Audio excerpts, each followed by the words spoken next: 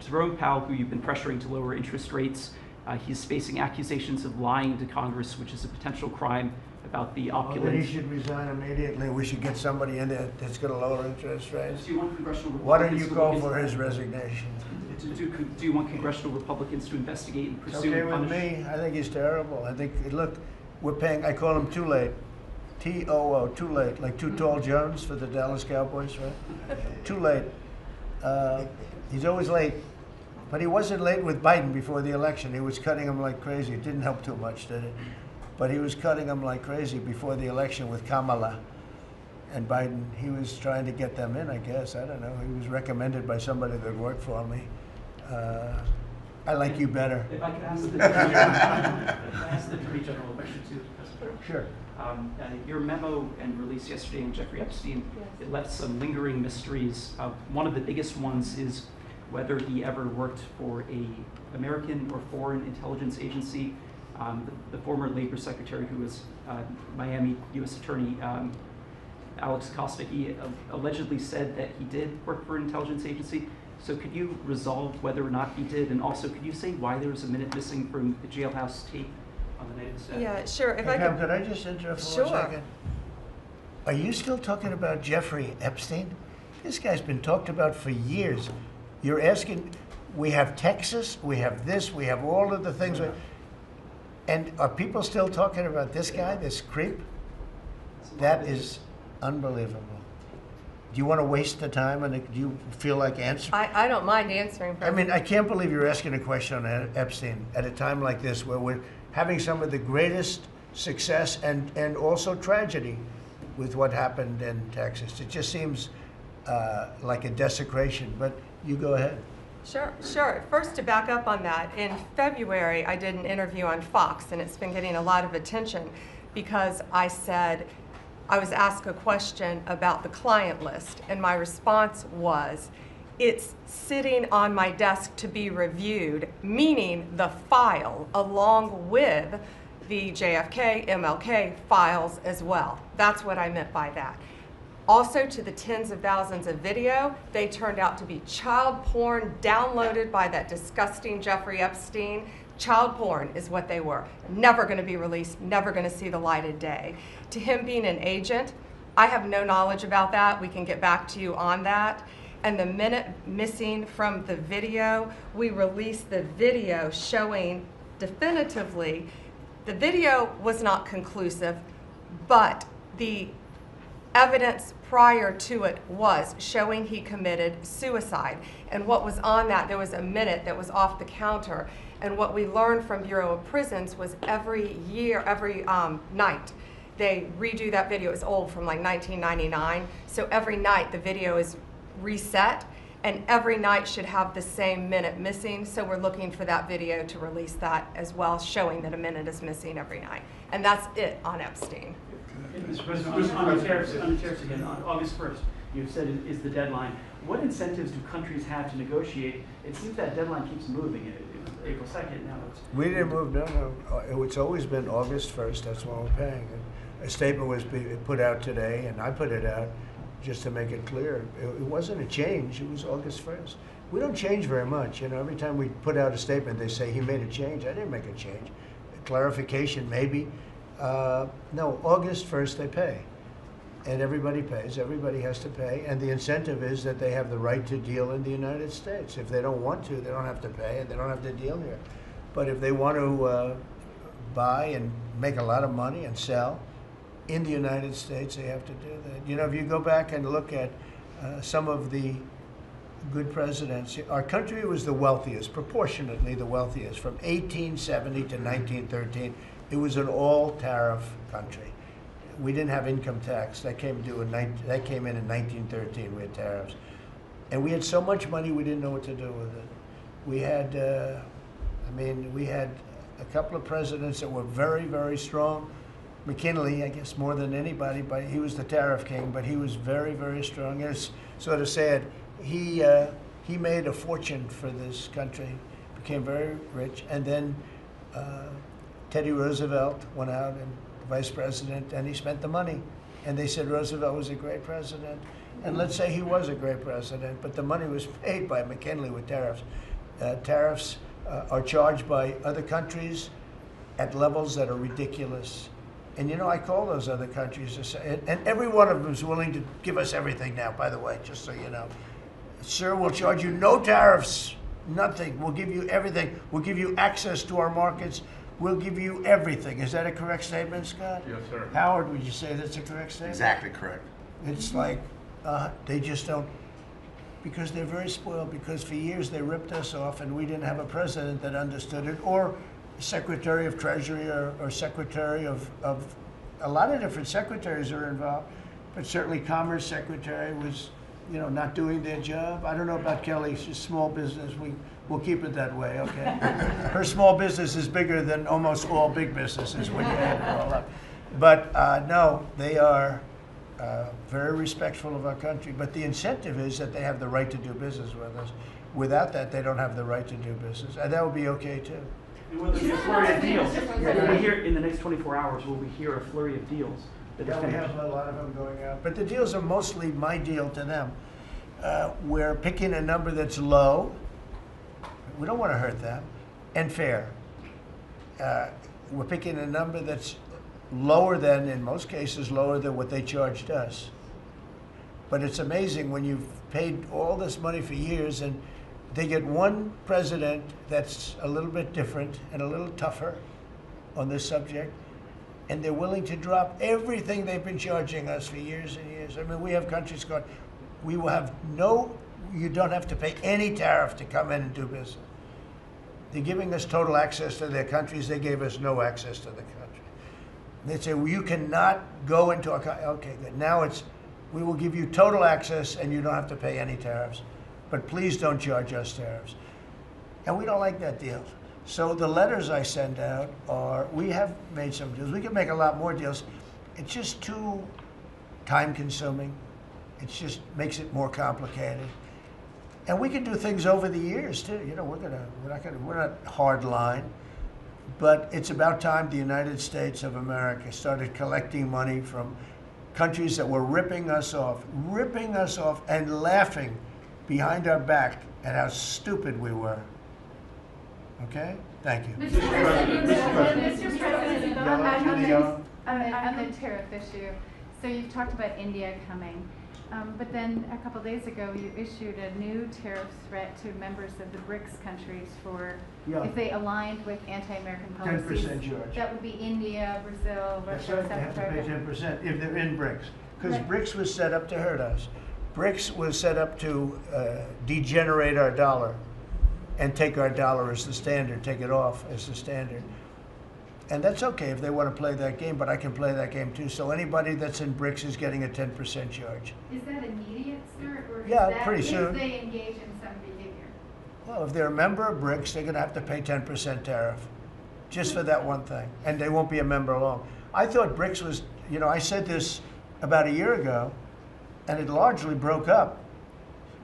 But, you know, there are a couple that hang around, but I thought it largely broke up. BRICS is not, in my opinion, not a serious threat. But what they're trying to do is destroy the dollar so that another country can take over and be the standard. And we're not going to lose the standard at any time. If you have a smart president, you will never lose the standard. If you have a stupid president, like the last one, you would lose the standard. You wouldn't have the dollar as you. And if we lost the world standard dollar, that would be like losing a war, a major world war. We would not be the same country any longer. We're not going to let that happen. The dollar, you ever hear the expression, dollar is king? The dollar is king. We're going to keep it that way, okay? And I'm just saying, if people want to challenge it, they can, but they're going to have to pay a big price. And I don't think any of them are willing to pay that price. But a simple question is, does that jeopardize? Thank you, Mr. President. Are you optimistic about reaching the tariff deal with the European Union soon? Well, the European Union has been speaking to us, Ursula and the whole group, and they've been very nice. They treated us very badly until recently. Now they're treating us very nicely. It's like a different world, actually. They've treated us very badly. They were among the toughest to deal with. Actually, in many respects, they were much worse than China. Look at what they do to our companies. They sue Apple, they sue Google, $17 billion they got from Apple on a lawsuit that they didn't have a case. They have, judges that are European Union judges. And they ruled, they take so much money away from our country in terms of that, in terms of other things that they do. They're very tough.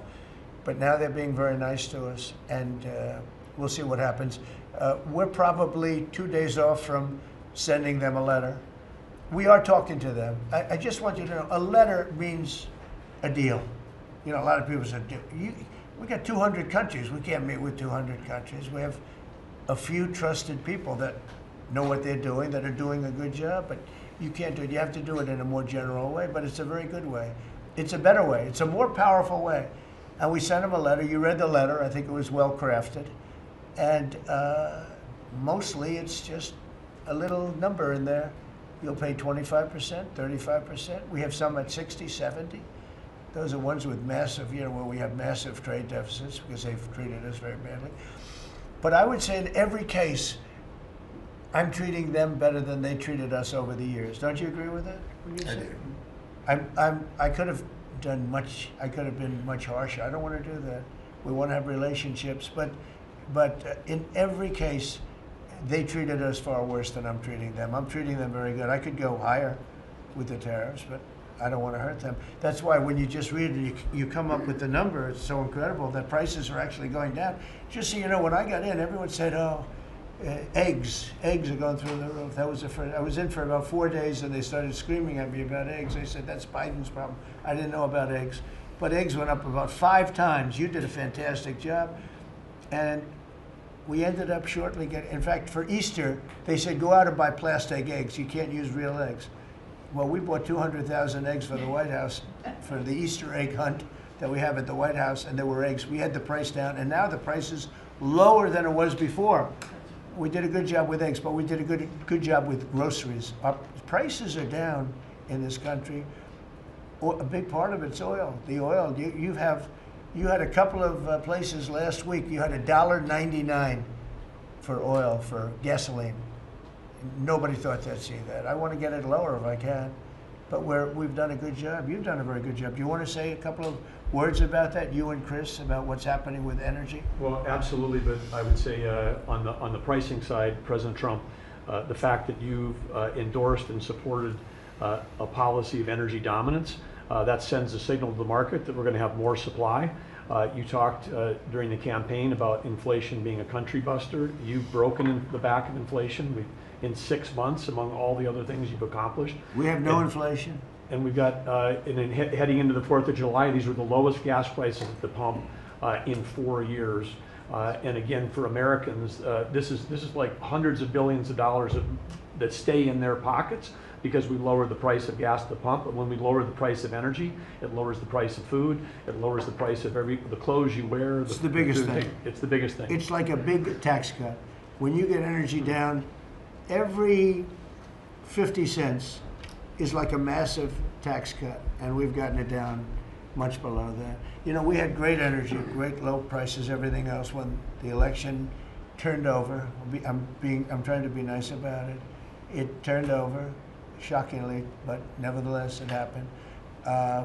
Energy started going up, and it went up really bad, and then he went back to the Trump policy. The problem was they didn't know how to do that, and he lost it. He lost that sucker. That big sucker was out of control, and his energy prices went way up, and that's what caused it. But it was also stupid spending. They spent money like, they used to use the term drunken sailors, but I won't use that term. Although it is very descriptive, I won't use that term. I refuse to use it. But they spent money at levels that nobody had ever seen before, and trillions and trillions of dollars wasted on the Green New Scam. Greatest scam in the history of our country, other than maybe Russia, that might have been. But the Green New Scam was the single greatest scam in the history of our country, and continues to be, but it's weakened badly. It's hobbling along because people are they're finally getting it. But they spent trillions of dollars on the Green New Scam, getting nothing for it. Devised by a couple of young people that weren't even good college students, Not even good students. Check out their marks. Yeah? This was about jobs. Ask you about the latest jobs report. No, not for CNN. You said you The were last, Not for the CNN. last, Go ahead. The You last said jobs you report, sent in the more last jobs off report, Ukraine. Mr. President, in the last jobs report, the manufacturing jobs actually lost 7,000 jobs. When will the investments that you've been talking about have an effect Well, on they're manufacturing? building the plants now. About 7 have started. We're going to have hundreds started within a short period of time. Lee Zeldin, who may be the most important man in this room, I'm sorry, but he's the one that gets the permits, whereas he's the one that has to get the permits for the plants and the factories, and permits that used to take 5 years, he's getting in record-setting times. AI, we're leading China a lot in AI, and if we go with this, you know, I'm allowing the plants to build their own electric. I'm allowing them to become an electric utility, so they can produce their own electricity, because we need double the to be successful with AI, which is the biggest thing now. We need double the electricity that we have, which is hard to believe. We need even more than that. And they're building plants with their own electricity substations. They don't have to use the grid. And anything they build extra, they're putting into the grid. So we're supplying the grid with brand new electric sources. And you know, it's funny, when they came to see me, they never even asked for that. I told them about it. The reason they didn't, they thought that was an impossibility. You're not allowed to build your own electric. These are massive investments that are being made in building electricity for their plants. And they're going to have, I think, Doug, a lot of electricity left over. And that electricity is going to be passed into the grid and give us no more, you know, like you look at California. They have blackouts and brownouts every week. They're totally out of control. They have a really incompetent governor. Where's Chris? Is he here? Do you want to speak to the subject? Yeah, I think a huge thing in the One Big Beautiful Bill, Mr. President, because of your leadership, is the ending of these subsidies, as you call them, the Green New Scam. That saves our country $500 billion over the next 10 years. But American taxpayers were paying twice. They were paying that money, $500 billion in the subsidies, and they were paying more expensive electricity price. If you subsidize something, you should at least lower the cost of it. But in this case, we were subsidizing something and paying more for it. So the One Big Beautiful Bill had two huge things: ending wasteful spending. Wind, solar, and batteries combined are 3% of U.S. total primary energy. 3%. For $1 trillion, another $500 billion coming. It's just not a good investment, hurting our businesses, hurting our consumers. And the One Big Beautiful Bill also unshackled oil, gas, and coal development in the United States, onshore and offshore. Secretary Burgum has been working tirelessly on how, by getting the government out of the way, private businesses will develop more resources in the United States, lowering costs for American consumers and making much better leverage for the United States to help our allies abroad and reduce the power of our adversaries abroad. So just a huge win in the energy front all around, and I thank you for your leadership. We're setting records now on energy, and there'll be nothing compared to what they'll be in about a year from now, but we're setting records. And wind is a very expensive form of energy. It's very bad for your beautiful surroundings, the plains and the valleys, and the birds are dying all over the place. You know, the whole thing is a disaster. They're almost exclusively made in China. Not that I have anything against China, because I don't have a great relationship with President Xi, but I asked him, how many wind farms do you have? He makes them, but they don't have a lot of wind farms, I'll tell you, very, very few. And wind is tremendously expensive and is very ugly. And if you own a house that's inside of a windmill, your house is worth less than half. And you hear noises. And interestingly, in New England, you probably read, where for 50 years they had 2 wells washed up, 50 years. And last summer, they had 14 washed up. Now, I'm not saying that's the wind farm that was built, but maybe it is, right? Probably is. It's tremendously expensive, and it can only be done with subsidy. You know, I know a man that's in that business, and one of the biggest in the world actually runs a company that builds these stupid windmills. And he said, I hate the business because it's the only energy where you need subsidy. He said, energy shouldn't need subsidy. You should make money with energy. So wind. The other one is the solar, those big solar fields. They're taking our farmland. Our farmers are like mortified by it. They hate it. It's very, very inefficient and very ugly too. You know, probably better than a windmill, but you go around and you see all these things that are 3 miles long by 3 miles wide, and you say, what the hell is that? And it's a lot of plastic from China. It's plastic, black plastic from China. Now, we want to be smart. We're going with, look, China right now is building 58 coal-fired plants, 58 big ones. They have 62 on the books to build.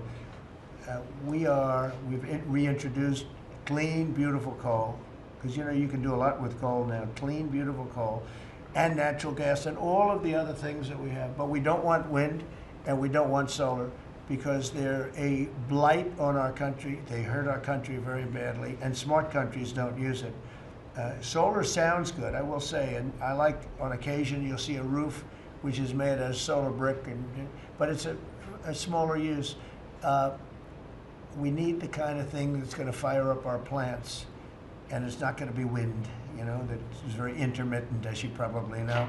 But they've spent a fortune. They've spent trillions of dollars on this stuff. And I'll just give you one other story. A friend of mine is a very successful guy. He went back to see his mother in Minnesota. Hadn't seen her in a long time. And he wasn't back for 10 years, which isn't a nice story. I mean, you don't see your mother for 10 years. She's got some difficulties, which I know the guy, he does have some difficulties. He's very successful, but probably not the nicest person. It was actually longer than 10 years, but he went back and he told me he wanted to go and look at the valley. There's a valley in Minnesota that he thought was so beautiful. And I hadn't seen it in a long time. And he's driving along the road. He said, oh my, I'll use the word gosh, oh my gosh. He said, oh, he said it looked like a junkyard.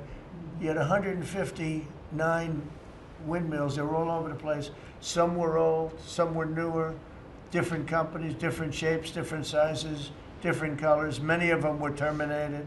Terminated meaning closed. You can't take them down because the environmentalists don't let you bury the blades because they're made out of a fiber they say is bad for the earth. So they want you to put them up, but they don't let you take them down. But many of them were turned off.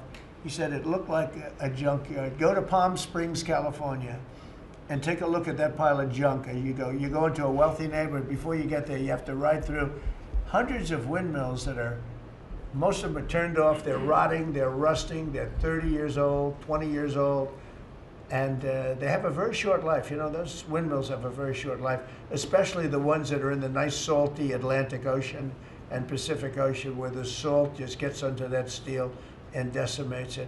Now, it's a horrible, horrible thing for our country. And I speak out. It would be nice to say wind, because it sounds so good, doesn't it, Doug? Wind, wind. But it's not. It's these ugly machines, and they're all made, you gotta see, some are a little taller, a little shorter. They're made by different companies. They have different stocks. They have different blades. They have different everything. It is so horrible. And if you look at smart countries, they don't use it. Smart countries don't use it.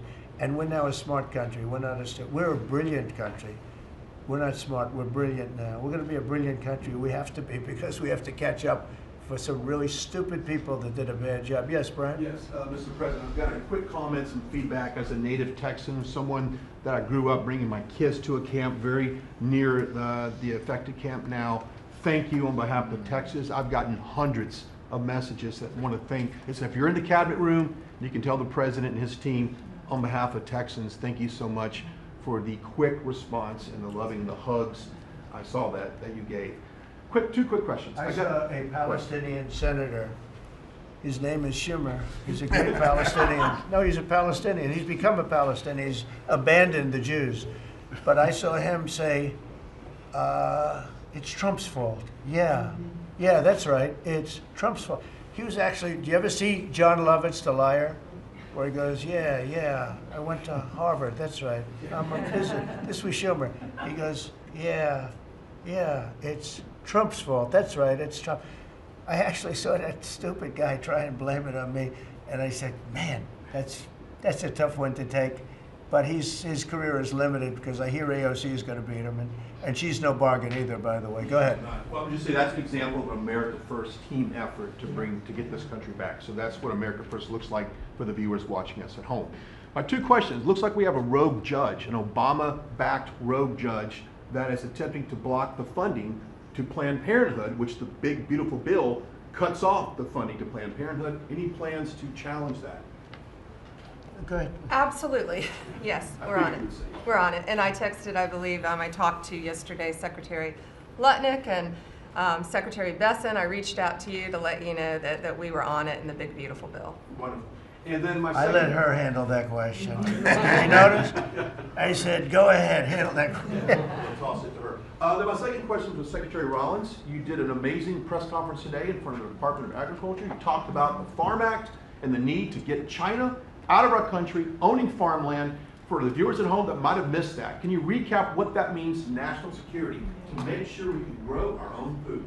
Well, thank you, Brian, sir, if you don't mind. Yes, this morning Secretary Hegseth, Secretary Nome, and Attorney General Bondi and I had a press conference at the USDA. I just happened to have a chart in case it came up, but obviously the Chinese owning of farmland in our country is a massive national security issue. And for the media, you can see the yellow is where all of the farms have been purchased over the last number of years, and the red is around all of the military bases where that farmland has been purchased. So this is a massive national security issue. The press conference this morning included 3 of our greatest governors as well, Sarah Sanders from Arkansas, Jim Pillen from Nebraska, and Bill Lee from Tennessee. The states have begun taking a leadership role to ban the purchasing of China farmland. Obviously, Congress needs to step up and catch up, and we're going to be working alongside of them as well. We had some of our members, great members of Congress there, but it is time, and I think that this morning was symbolic of many things. The first of this administration working every day to effectuate President Trump's leadership and unequivocal support of America first. But second, just how close we are as a cabinet. I don't know in any other administration that you'd have 4 cabinet members at the USDA on a Tuesday morning when it's about 110 degrees outside with the sun beating down on us talking about Sir, Your Vision. So I think it was a great day. It was just the start. There's an executive order coming and some other things coming behind that. But protecting America's farms isn't just about protecting our farmers. It's also about national security. So that's what we discussed this morning. I do want to say that I think we have had a really good relationship with China lately, and we're getting along with them very well. They've been very fair on our trade deal, honestly, and I hope we're going to have a great relationship. It's a big, strong, powerful country. We're more powerful than they are. We have much better military equipment than they do, but we are getting along with them very well. I'm getting along with President Xi very well. We speak often, and with all of that being said, and I understand what you're saying, but I think we're getting along with China very well. Mr. President, you will send more weapons to Ukraine, as you said last night. Last week, the Pentagon paused some shipments of weapons to Ukraine. Did you approve of that pause? We want to put defensive weapons because Putin is not, he's not treating human beings right. He's killing too many people. So we're sending some defensive weapons to Ukraine, and I've approved that. So who ordered the pause last week? I don't know. What did you tell me? I think that's a question for the Go ahead. Mr. Yeah. President, on immigration, the Secretary of the Agriculture Secretary did say this morning that undocumented workers would not be covered by any amnesty of who are working on farms. You had said maybe that the ISA folks won't go after those folks on farms. So which is it? There's no amnesty. What we're doing is we're getting rid of criminals, but we are doing a work program. Do you want to explain that, please? Yeah, this morning we talked about, of course this was a top of mind question, this morning we talked about protecting the farmers and the farmland, but obviously this president's vision of no amnesty, mass deportation continues, but in a strategic way, and then ensuring that our farmers have the labor that they need. Secretary Chavez-DeRimmer has been a leader on this. Obviously this comes out of the Labor Department, but moving toward automation, ensuring that our farmers have that workforce, and moving toward an American workforce. So all of the above. We've got to give the farmers the people they need, but we're not talking amnesty. Laura, do you want to say something about that? Thank you, Mr. President. On this, thank you, Secretary Rollins, how important this is never to displace the American worker. What the Department of Labor is doing is focusing on what the law entails now, being more modernized, more streamlining, to work through the H programs. We're going to have a concierge approach to that, where we have developed a new office to answer the need of our farmers and ranchers and producers and not to displace the American worker and follow within the law now, and that does not include an amnesty program at all. And we've seen that working, and we'll continue to have that roll out. On the other topics that we've somewhat talked about, the jobs numbers, Mr. President, 4 months in a row, we've seen those jobs numbers increase. That's an exciting time for our manufacturers. That was asked earlier. We know it's going to take some time, but through that deregulation process that Lee and I are working on as well, the Department of Labor has rolled out 63 new deregulations that we're going to be moving through. In the first Trump administration, it was successful with over 30. We've just rolled out 63 new ones in order to double down on those manufacturing companies to let them know that we have signaled through this process that we will assist them in getting the workforce that they need. It's an exciting time. That one big beautiful bill, that was the signal to my former colleagues in Congress to get this done. It's been an important time. I spent time on the ground visiting 7 states in 9 days prior to that bill being passed because it was the most pro-worker piece of legislation that we will ever see really in this country right now.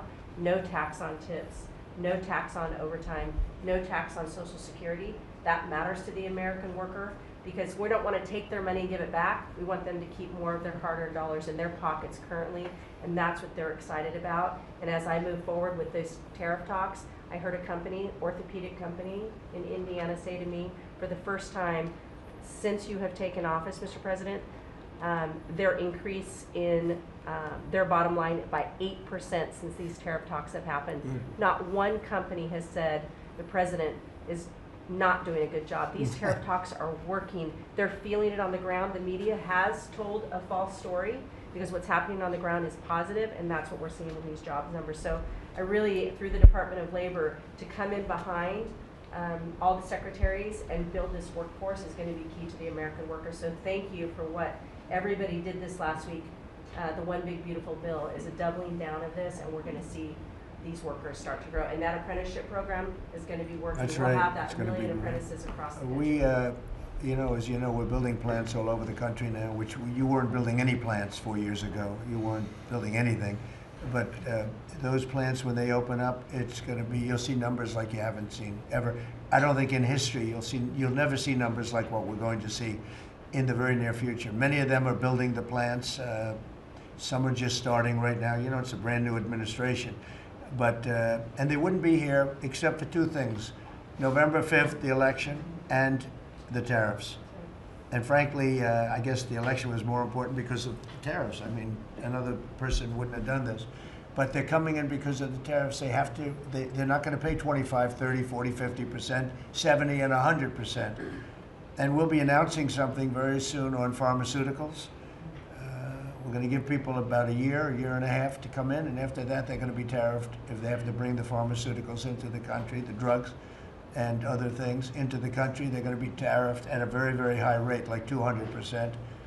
We'll give them a certain period of time to get their act together. But they were all here now. They all left. They went to other places because we allowed, people that sat in this room allowed it to happen. And I don't allow it to happen. The people in this room don't allow it to happen. So we're going to be announcing pharmaceuticals, chips, and various couple of other things, you know, big ones. We did steel, as you know, they're 50%. We did aluminum, 50%. Lumber just came out. Why don't you announce copper? And we did cars.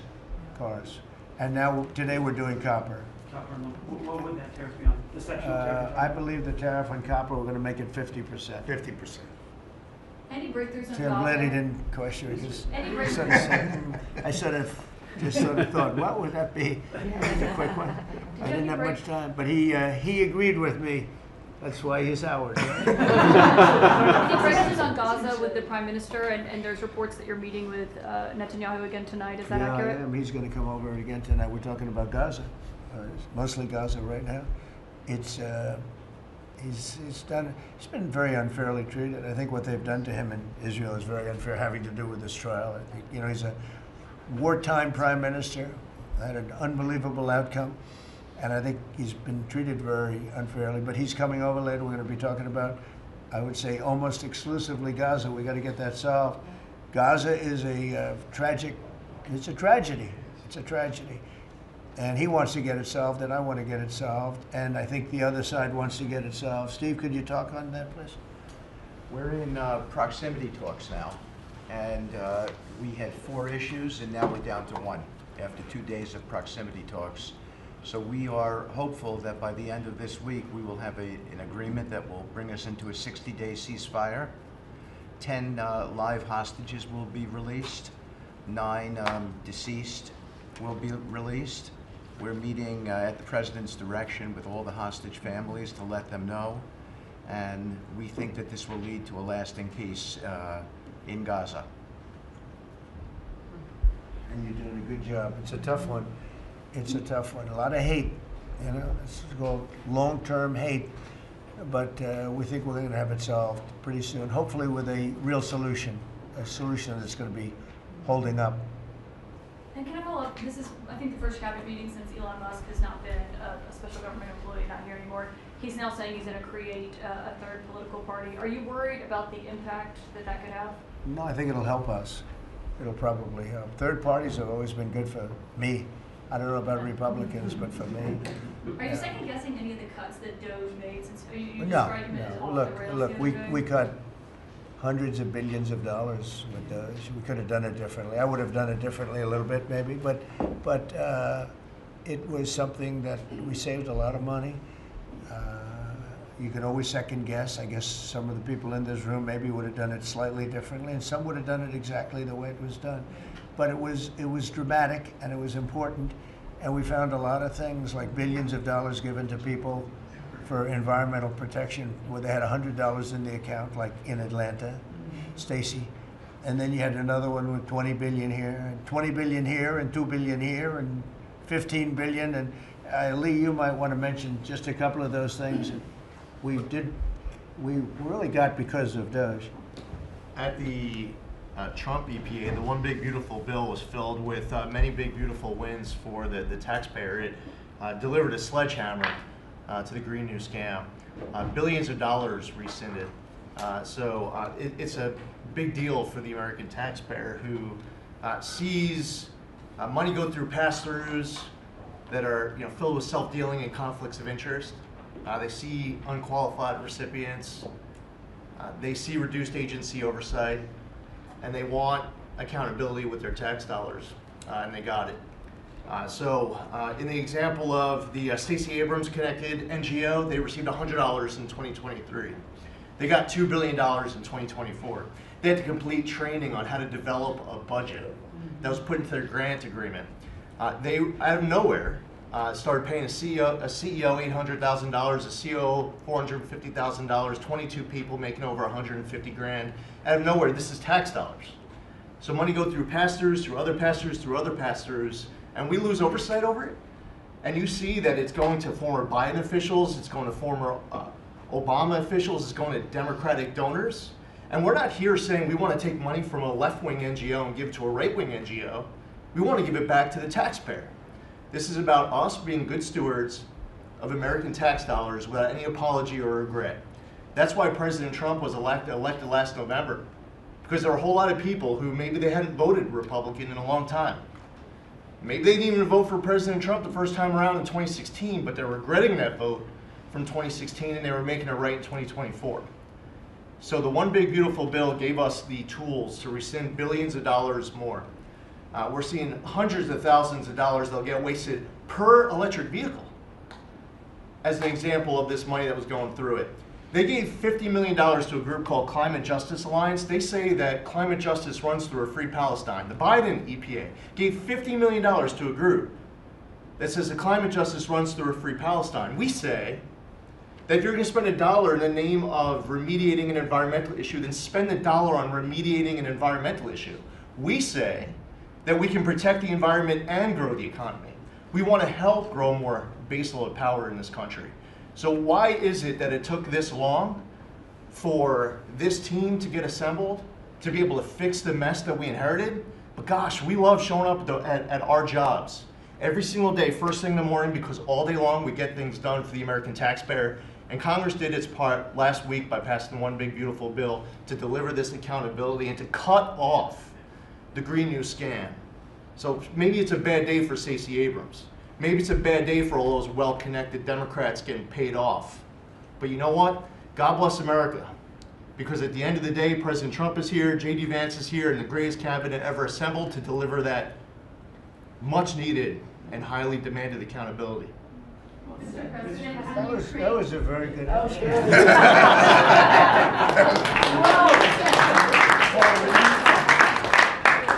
And that's from the heart. That's from the heart. On Ukraine, the Ukrainians have asked the International Court to go after Russia for using toxic chemicals in the fight. Germany and Germany and the Netherlands have had intelligence saying that. What does U.S. intelligence believe, and what do you believe about the use of chemical weapons? And would you agree that that's the case for the? Well, I'd ask John maybe to discuss it if you'd like, John. Well, Mr. President, obviously chemical weapons, if it's documented in its use, it's illegal. It's against all international laws of armed conflict and treaties. And obviously I can't share in this room with this audience the intelligence that I can share with you privately, but obviously you're not going to stand or allow for any violations of international law by anyone. That's right. Thank you. Could I ask Sean to Department of Transportation, Sean Duffy, former great congressman, very popular, decided to go out and make a couple of bucks. He made a lot. Then he got bored with that, though. He likes serving people better, the people. And could I ask you to just discuss a very important subject to me, and that's the modernization of our equipment at airports so that planes aren't crashing into each other and bad things don't happen. It should have been done many years ago. We were going to do it, and then the election precluded that, unfortunately. But we're doing it now. Could you tell them where we are? Yeah, if I can start with Newark. You guys all covered what happened in Newark. We had outages for a couple of 30-second outages a couple months ago. We have, in 2 months, Mr. President, it's historic speed, laid new fiber lines for communication and tested those in the next month. So those new lines for the Philly Tracon that controls the Newark airspace, they're up and running, lightning fast speed. June was the most on-time June ever in the history of Newark for air travel. So that's going incredibly well. By the way, we shouldn't have dealt with this because Joe Biden and Pete Buttigieg had moved the center from New York to Philadelphia. They didn't test the lines. They didn't do the work, which is what brought us all these problems. But in the big beautiful bill, we got $12.5 billion. This is a historic investment in air traffic control. And so what the money is going to allow us to do is move from copper to fiber all over the country. So new copper lines. We think we can do that in 1.5 to 2 years. We have radar that dates back to the 1950s, some of it from the 60s and 70s. We get brand new radar across the country as well. We have some infrastructure money to build TRACONs and centers, the en route centers that control the traffic across the country. So this is a massive new start to rebuild air traffic control. And again, this is dilapidated. Americans think that their government takes care of them and makes the investments that are necessary to make the country work. And for 30, 40 years, the investments weren't made. And so under your leadership and direction, we are making those investments. And per your direction, right now we are interviewing what we could call a general contractor or an integrator. One company to manage. It's a massive project. The FAA is not qualified to manage this kind of a project. So we are now going through the process of finding who that one company will be to manage the whole project. We'll interview those companies together and make that selection. So we'll write one big beautiful check to one beautiful company that'll be responsible for this whole build. But if I just make one last point, this is not enough money. We're going to need more. But this is a massive new start. The biggest investment. We'll need some more money on top of it, but a great start from the big beautiful. It's a starter. It was very important to us. And just to cover that, there have been accidents, and my pilots, I would often hear them say, "Oh, good," and they would use a different system, a different country to land in New York. They'd use the radar and other things from a different country. I said, "What's that?" He says, "Oh, our system is so bad," and I knew that. We were all set to start, and Buttigieg came in, and what they did was so crazy because they hooked copper into fiber, into steel, they had all different systems. They had hundreds and hundreds of contractors different contractors for different airports. They spent billions of dollars, and they made the system worse because you can't hook copper into fiber. That doesn't work that way. You just can't do it. It's not doable, but they tried to do it. Didn't work out too well. And in the end, it was just a complete disaster. We want to have one great company. Now, Raytheon's going to bid, IBM's going to bid. We have 5 or 6 bidders that really are good and do this stuff. We want one, I tell, because I know about overruns, I look at the railroad out in California, headed up by one of the worst governors in our country, who I used to get along with actually, but he's just, you know, when you lose 25,000 houses and you would have had your cities burned down. If we didn't step in, Los Angeles would have been burned to the ground. But you look at that, and I said, I really know how to build, and you got to have one guy, one contractor, one great one, whether it's IBM or Raytheon is good, but you have 4 or 5 that are really, really great, and they're all bidding against each other. But you don't want to have one doing the wire and one doing the digging and one doing the demolition and then they're all saying, they all blame each other because they're saying they were late and therefore you have to pay me millions of dollars more money. I know the system so well, and we're going to have a great company do the whole thing. We're going to get a fantastic price. Maybe we'll get them, they're very big and very strong, and maybe we'll get them to make a contribution toward it, toward, you know, getting it done at the right price. But we're going to have a great system. When we finish, we will have the best system on earth, done by one of the 2 or 3 best companies. There are only a few companies can do this. This is not. But if you would have seen what this other group did, they were going crazy. They had, I heard 3,000 contractors. And then when it all came together, guess what? It didn't work. It's a disaster. So we're going to have in a pretty short period of time, it'll take us about 2 years to build it, and we'll have a contract given out probably over the next couple of months. We have some great bidders, some great companies that want to do the job. You're going to have great air traffic control. Yes, can I just make one last point on this? So the last administration signed a contract with an American company to fix the copper to fiber, and that contract was a 15-year contract. The system is failing today, but that's how idiotic and incompetent the last administration was. And under your leadership, we're saying, listen, we don't have time. We don't have 15 years. We don't have 5 years. We have to do it right now. And so the president always talks about on time and on budget. We have embraced that. We are going to be on time and on budget. And by the way, you mentioned a train out in California.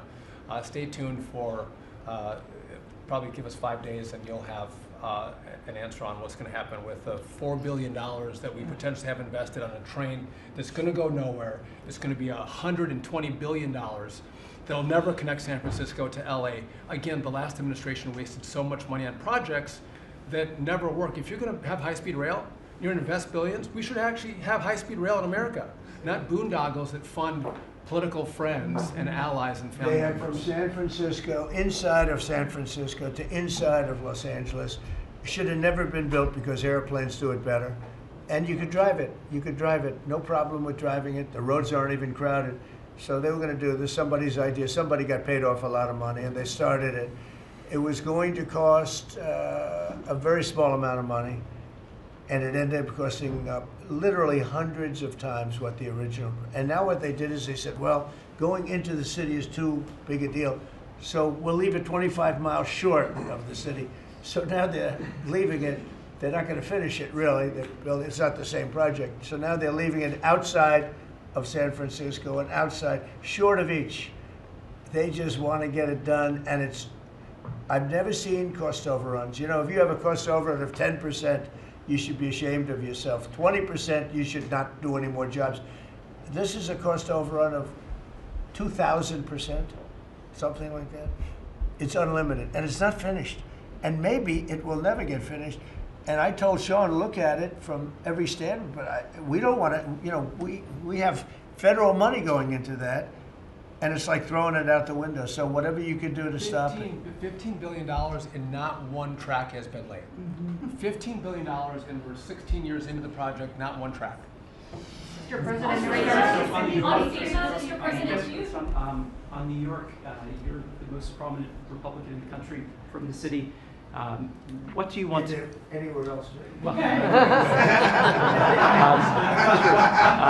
I don't want to be a wise guy. Perhaps I can. Maybe Marco. But how do you want Republican voters in the city to vote in the upcoming mayoral election? Should they vote for Eric Adams? Should they vote for Sliwa? Should they pick someone else? Look, number one, you have a communist running, and you shouldn't vote for him.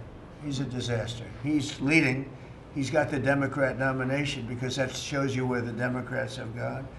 He actually wants to take over the grocery stores of John Catsimatidis, who's a great guy, a rich guy, grocer, does a good job, wants to take over. He actually called me the other day. He's concerned his stores are going to be taken from him, and they won't be run like John runs them. Believe me, he runs a good operation. But he actually said he wants to run his own grocery stores. No, this is a man who's not very capable, in my opinion, other than he's got a good line of bullshit, and he's convinced them to go with him. Now, as you know, Cuomo, who does have capability, is running, but he got knocked out, and now they're running as, you have Eric Adams, the current mayor, you have Cuomo, and you have Curtis Sliwa. And Curtis runs every 4 years. He seems to be a fixture on the running scale. But you know, it's I'm not getting involved. But I can tell you this: I used to say we will not ever be a socialist country, right? Well, I'll say it again: we're not going to have. If a communist gets elected to run New York, it can never be the same. But we have tremendous power at the White House to run places when we have to. We could run D.C. I mean, we're looking at D.C. We don't want crime in D.C. We want the city to run well. Susie Wiles is working very closely with the mayor, and they're doing all right. I mean, in the sense that we would run it so good, it would be run so proper. We'd get the best person to run it. The crime would be down to a minimal, would be much less. And you know, we're thinking about doing it. To be honest with you, we want a capital that's run flawlessly, and it wouldn't be hard for us to do it. And we've had a good relationship with the mayor, and we're testing it to see if it works. But New York City will run properly. We're going to bring New York back. I love New York. You know, I loved New York for a long time. Then we had a bunch of crooked people in there. You have an attorney general who's a total stone cold crook. New York State, Letitia James, a total crook. All they do is want to go after political opponents. They do what's ever expeditious for them.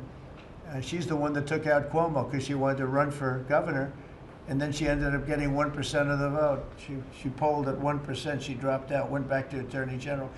You have a lot of crooked things going on in New York. We're going to straighten out New York. It's going to maybe we're going to have to straighten it out from Washington. But when I see a communist who has actually gotten a Democrat, pretty much gotten the Democrat nomination. They also went to that new form of voting, which is a beauty. You go in there in third place, you come out in first. That's that form of voting that they have gone to. You know what I'm talking about. It's not too good.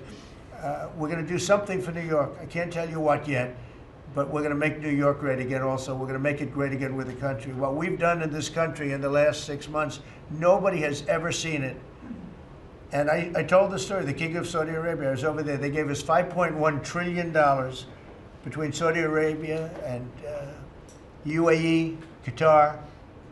3 stops, $5.1 trillion coming into our country as an investment, biggest investment ever made. And it's all going to good stuff. I mean, all real, big, good stuff. Energy projects, big, big things. But they all 3 told me essentially the same thing. We thought your country was dead, and now you've got the hottest country in the world. We're right now riding the hottest country. We all, and you can all be proud of it. We're in the hottest country. This is the hottest country in the world. There's nobody close. Made hotter by some great pilots and great machines that nobody else has. Those great, big, beautiful machines, they rode those machines right into the toughest territory. And nobody knew what the hell happened. And then they hit their targets perfectly, and it was complete and total obliteration. And that's why that war ended, Steve. They told me that's why the war ended. The war ended when they saw that, it was over.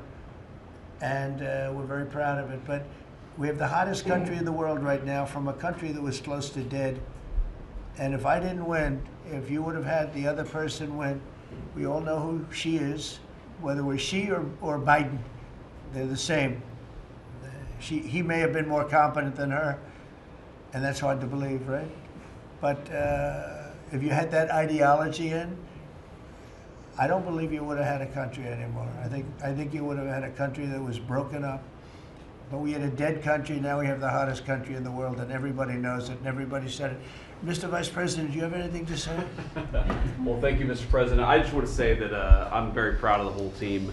I think everybody has worked together. You see Pete and Marco and Steve working on some of the diplomacy, Christy and Pam working on the border. We just have a really, really solid team, and we've done a lot of good work. And in particular, I want to congratulate the White House staff led by the President on getting the One Big Beautiful Bill passed. Yeah. I was personally skeptical. Sorry, I never told you this, but I was skeptical we'd be able to get that thing done by July 4th. We did it because we worked together and we worked very well. So it's an honor to be a part of it, but I'm really proud of you guys for doing a great job.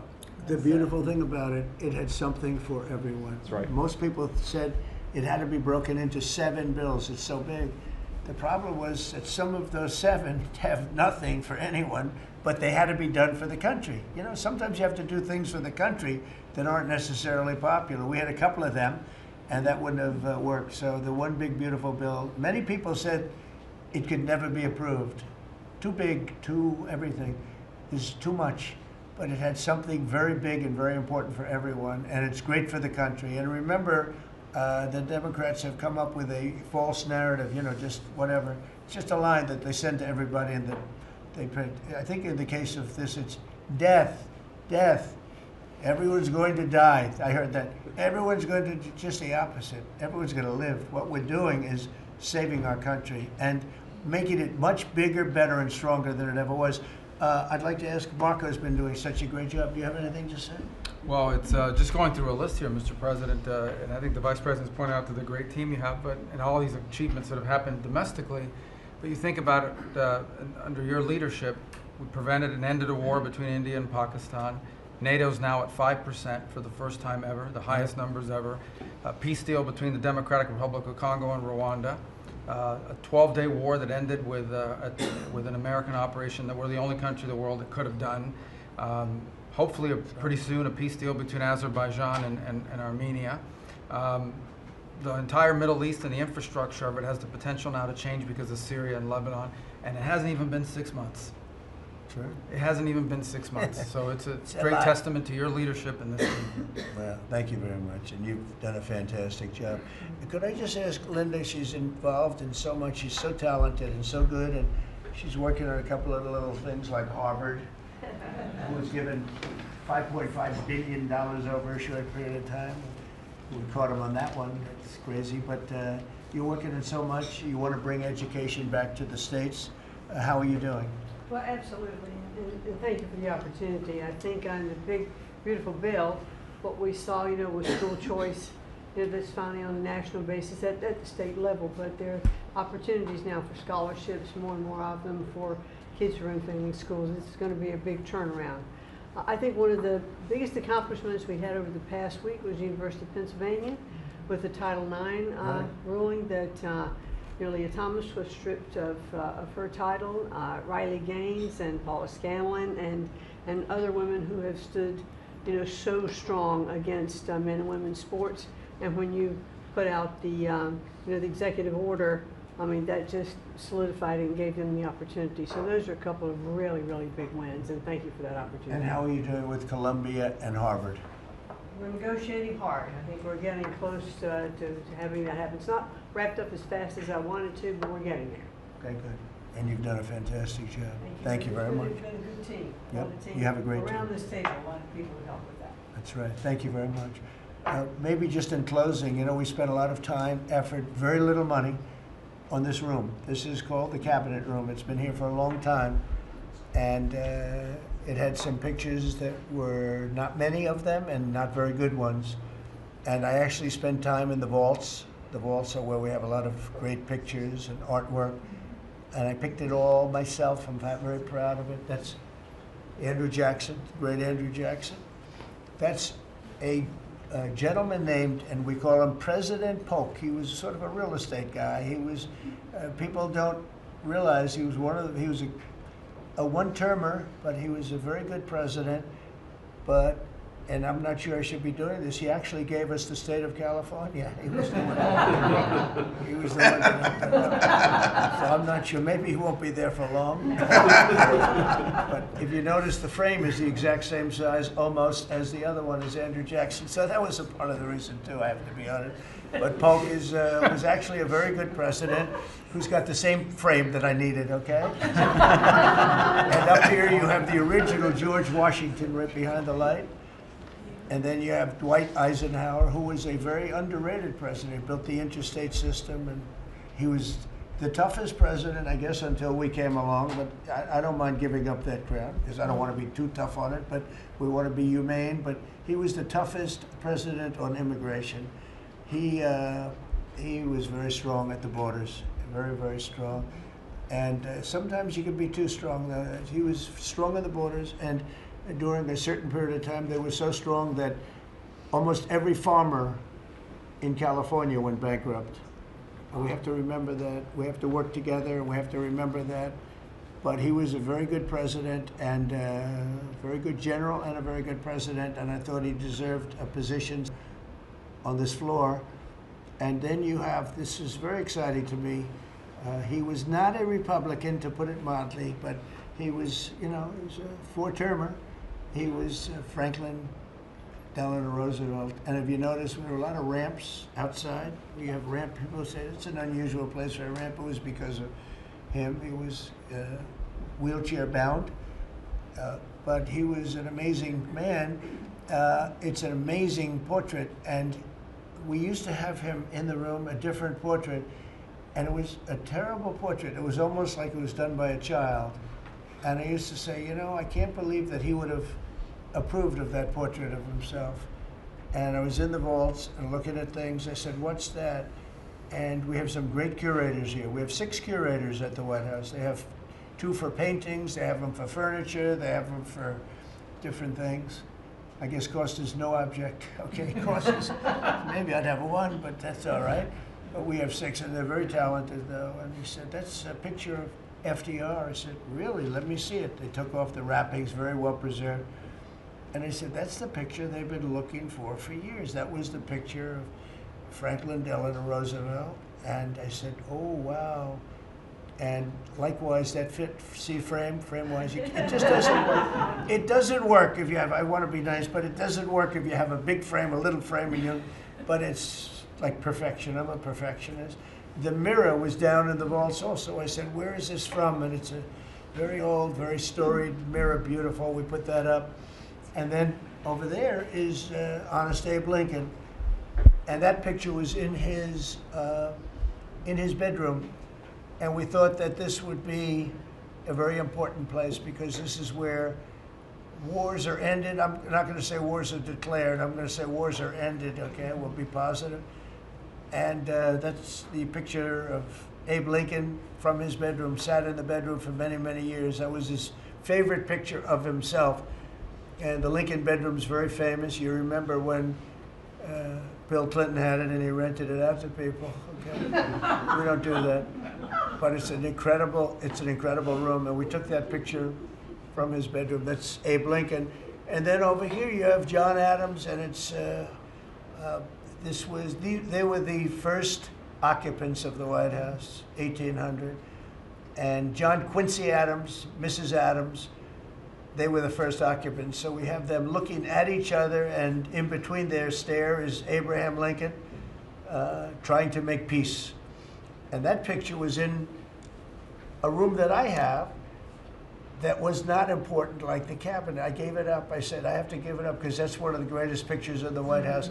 The White House is tremendous art. And the Oval Office, when we're there, we'll go over that. That's really been something.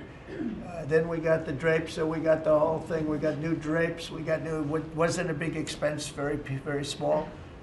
And we took some of the chinaware and silverware and trophyware, they call it, from the vaults, and we had it cleaned up. Hadn't been shined up in 100 years. Some of this has sat in the vaults for over 100 years. Amazing. Over 100 years. Many of the pictures that were put up in the Oval Office as an example, those two as an example. So he was president. They moved in 1800, and he won the election, I believe, in November of 1800, John Quincy Adams. And we thought that would be, he was considered to be a good president, and he was the first occupant of the White House, so it sort of made sense. And I love the frame of those pictures. Look at those frames, you know? I'm a frame person. Sometimes I like frames more than I like the pictures. And we have the flags of the Marines, and Space Force now has its own flag. I'm very proud of Space Force, but the Army, Navy, Air Force, Marines, Space Force, the whole thing. And Coast Guard is right there. You never forget the Coast Guard. They do a great job. So we have the flags throughout the office. And it's really become quite a beautiful place. I don't want to tell this, Marco pointed it out. I was going to leave the clock. So as president, you have the power. If I go into the State Department or Department of Commerce or Treasury, if I see anything that I like, I'm allowed to take it. Do you believe this? So I'm in Marco's, I see this gorgeous clock, grandfather clock, and there it is. I said, Marco. He didn't know about it. I had to read him the rule and regulation. I said, Marco, I love this clock. Look at it. It's beautiful. He said, what clock? I said, the clock that's in the other room is incredible, and nobody gets to see it there. Marco, I tried to talk him into it first, and it sort of worked, and then I had to use a little more. I said, I'd love to take that clock out and put it in the cabinet room. He said, no, are you serious? I said, Marco, I have the right to do it, Marco. And he said, all right, what the hell? So that's his contribution to the cabinet room. But it's, by the way, it's an incredible clock. And, you know, it's an important room. So you may see it again. Maybe we'll move it back someday. Anyway, so that's pretty much it. But it really is great. Here we put on, you know, these lamps have been very important, actually. Whether people love them or not, but if you see pictures like Pearl Harbor and Tora Tora Tora, you see movies about the White House and where wars are being discussed, oftentimes they'll show those lamps or something like those lamps, something that looks like them, probably not the reals, because I don't think they were allowed to. This is a very important room. This is a sacred room, and I don't think they made movies from here. You never know what they do. But they were missing medallions. See the medallions on top? They had a chain going into the ceiling. And I said, you can't do that. You have to have a medallion. They said, what's a medallion? I said, I'll show you. And we got some beautiful medallions. And you see them. They were put up there. It makes the lamps look better. So we did these changes. And, you know, when you think of it, the cost was almost nothing. We also painted the room a nice color, beige color. And it's been really something. The only question is, will I gold leaf the corners? You could maybe tell me my cabinet could take a vote. You see the top line moldings, and the only question is, do you gold leaf it? Because you can't paint it. If you paint it, it won't look good because they've never found a paint that looks like gold. You see that in the Oval Office. They've tried for years and years. Somebody could become very wealthy, but they've never found a paint that looks like gold. So painting it is easy, but it won't look right. And the question is whether or not we should gold leaf it. Linda, do you have an opinion? I gold leaf it. You like it the way? No, I gold leaf it. You'd gold leaf it? Yeah. Who would gold leaf it? Could I raise you? How about, would you gold leaf it? I was going to ask about McKinley. One of their favorite presidents. Well, McKinley was a great president who never got credit. In fact, they changed the name of Mount McKinley, and I changed it back because he should have been, the people of Ohio were he was the governor of Ohio. The people of Ohio were very happy when I did that, I heard. They were very insulted. They took the name of Mount McKinley off. That was done by Obama a little while ago, and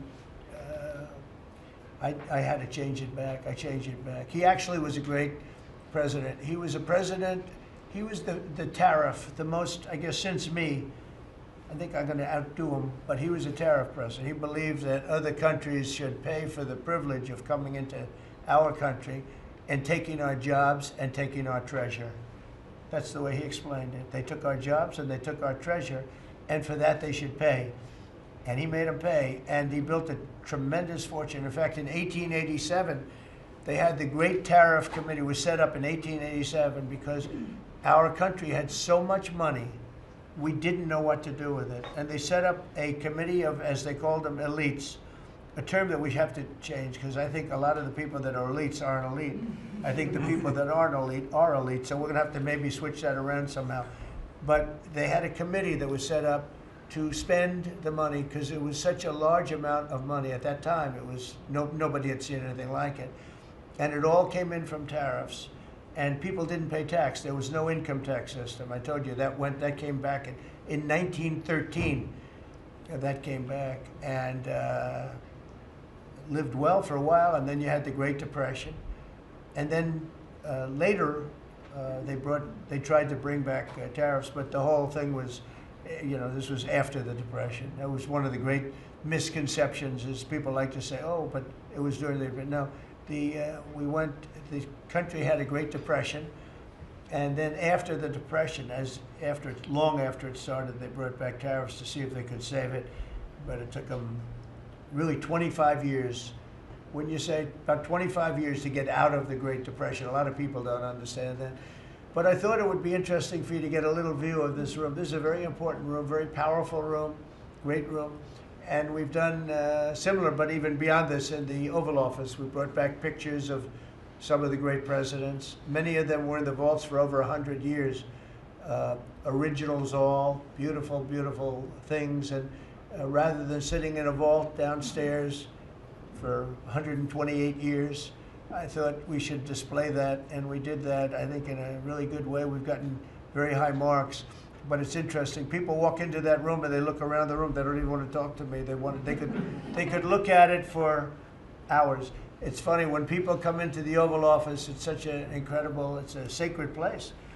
When people come into the Oval from the biggest people in the world, presidents, prime ministers, kings, queens, one case at least, queens, and the biggest business people in the world, they walk into that office and they always say, there's no place like this in the whole world in terms of the power. I mean, it's beautiful and all, but there are other beautiful offices. You have businessmen that have offices that are, full floors of office buildings, floor-to-ceiling glass, and they walk in there and they say, there's no place like this anywhere in the world. There's no place. And, it's what it represents maybe more than the physicality of the room itself. So it's an honor to have you all, media. It's an honor to have you. I just want to say we have a fantastic cabinet. Every one of them is a star in my book. And if they're not, I'll let you know about it. I don't know. I'll throw them to the wolves. I'll throw them to the wolves in 2 seconds, because our country comes first, right? But I just want to thank you all for being here. It's been a lot of fun. Thank you very much, everybody. Thank you. Thank you, press, everybody. Thank you, press. Thank you, press. Thank you, press. Thank you, press. I'll tell you some other time. Thank you. Are you going to the Golden Cup? Yeah, I will. Are we talking about next week or next week? Sunday. I'm going to go. You're going to bring the trophy. I'll be going to the game. Yeah. Delivering the trophy. I'm going to deliver it. They have it in my office. Yes. You're right. You're giving it up?